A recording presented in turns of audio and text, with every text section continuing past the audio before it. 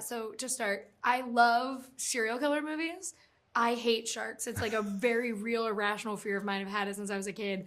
And so to watch this movie, I was like, it's such a cool concept. I love it so much. I love the idea of it. I will never watch it again. I can't do it. Like, I can't see those sharks. When I say never, I'm seeing it again next week. But for when you are blending different genres of horror films together into one movie, what for you is the most exciting part about bringing a serial killer movie into like the shark horror genre?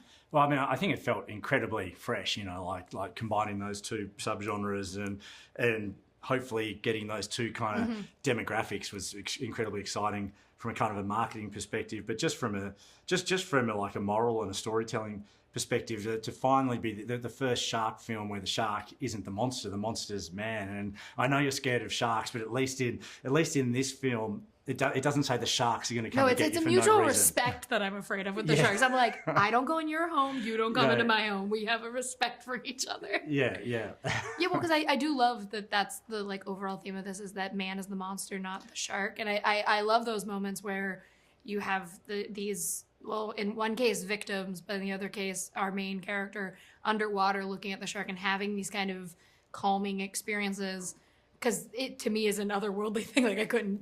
They're majestic creatures, but I mean, they're still in the top 3 fears of all time. But I think that's something that's interesting about fear is like, we all have them. It doesn't even have to be about sharks, but there are moments where once you go beyond your fear that it's like, and I wanted to show that this is majestic and reflect that in the score and do the opposite of what most shark films do, where as soon as a shark appears, you know, because of John Williams' amazing score, it's like, here comes the horror score. But this is the opposite. It's like when the sharks turn up, you know, you're scared, but then all of a sudden it's like, no, wow, aren't these amazing creatures? And, you know, we're kind of more where the problem lies.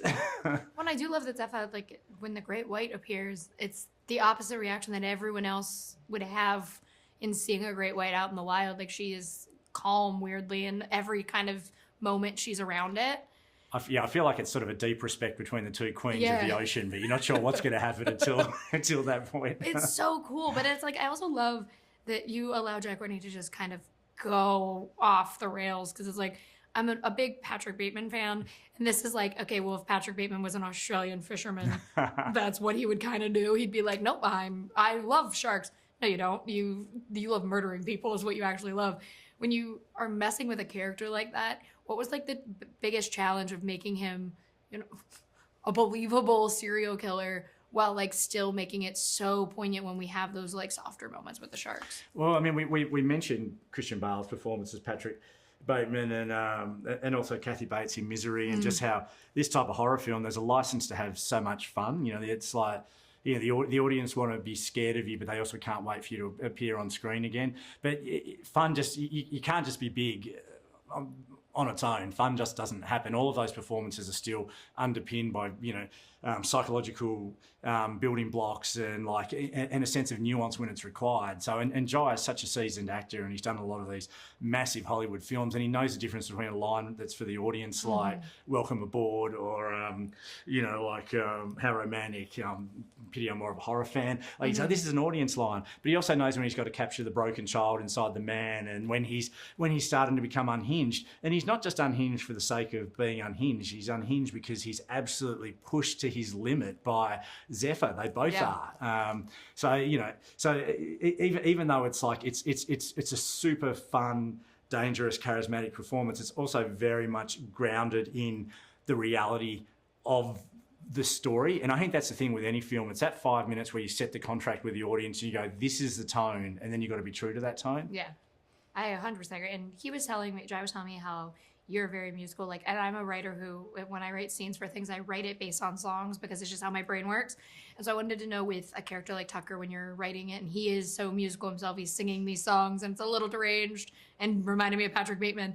Was there one particular song that you were like, I want Tucker to be able to interact with this song in this movie? Well, yeah, I mean, it had to be Evie by Stevie Wright for his, you know, it's basically, it's the most fun moment of the film because he's dancing in his underpants. But if you really think about it, it's also the most twisted moment because he's basically having a rap party for a snuff film, a one person rap party for a snuff film, and.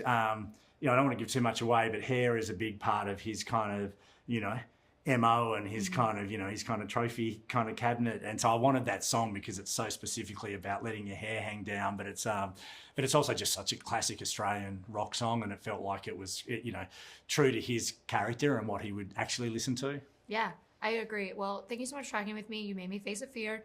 I'm gonna face another fear in Austin. I'm watching it on the water, and that's normally not where I want to see a shark film. And so thank you so much for talking with me. I appreciate it. Thanks so much. I appreciate it.